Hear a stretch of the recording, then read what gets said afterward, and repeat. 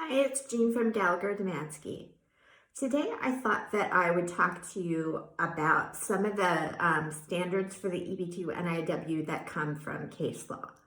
So I have three cases that are some of the main pieces of law that for the EB-2 NIW.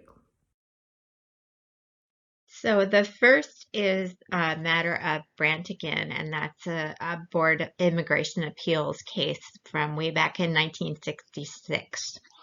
And that says that the burden is on the petitioner to establish eligibility for the immigration benefit. So it's kind of like in a criminal case, right? The prosecutor has to establish the case, not the defense. And here, the petitioner, whether it's you or your attorney for the EB-2 NIW, needs to establish eligibility, not the other way around.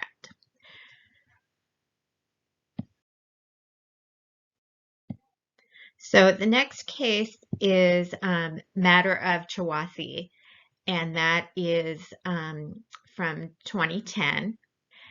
And this talks about the standard of proof for an EB-2 NIW case. So unlike a criminal case where the standard of proof is beyond a reasonable doubt, in this type of case, the standard of proof is by a preponderance of the evidence.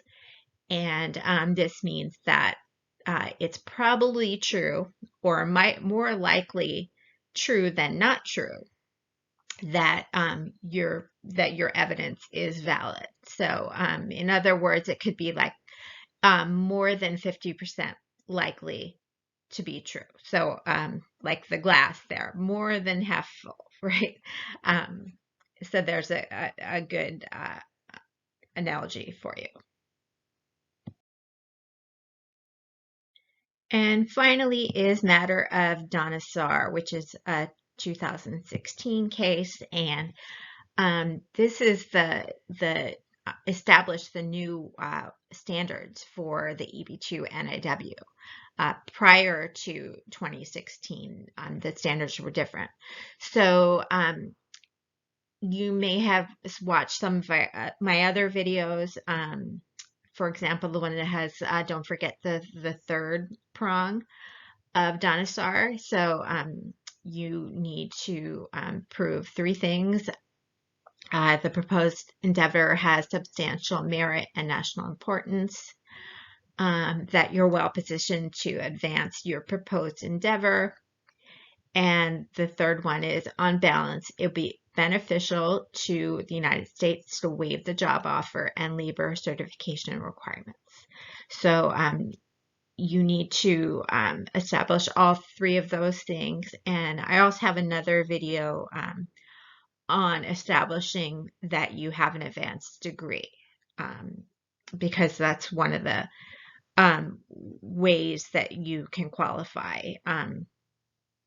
After establishing that you have an advanced degree, then you have to meet these three standards.